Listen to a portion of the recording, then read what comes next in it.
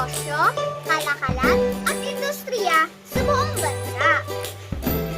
Alam niyo ba na ang NCR ay pinakamaliit, ngunit pinakamalaking populasyon?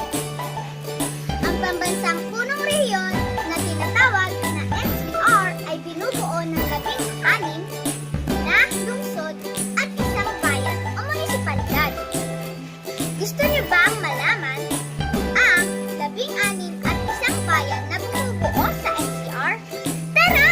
Pag-aralan natin ang 16 na bumubuo sa NCR ay ang mga lungsod ng Maynila, lungsod ng Quezon, lungsod ng Caloocan, lungsod ng Pasay, lungsod ng Mandaluyong, lungsod ng Makati, lungsod ng Marikina, lungsod ng Pasig, lungsod ng Parañaque, lungsod ng Las Piñas, at lungsod ng Valenzuela, lungsod ng Malabon, lungsod ng Taguig, lungsod ng Muntinlupa, lungsod ang lungsod ng Navotas, at ang munisipalidad o bayan ng Pataro. Ano ba kayo malaman ang mga anyong tubig at mga anyong lupa na matatagpuan sa NCR?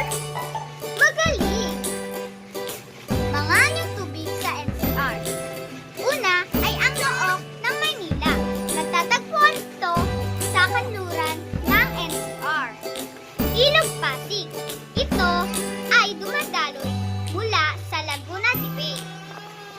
Ilog ng Navotas, tinaguriang Fishing Capital of the Philippines.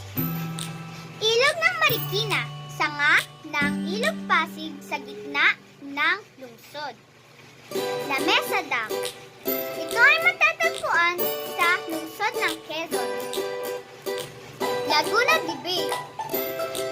Anyong tubig sa silangan ng NCR. Pinakamalaking nook sa bansa. Alamin naman natin ang mga anyong lupa sa NCR. Una ay ang kapatagan ng Kalakhang, Maynila. Pangalawa ay ang lambak ng Marikina. Pang-apat ay ang talampas ng lungsod ng Quezon, syudad na nakapwesto sa taas ng Guadalupe.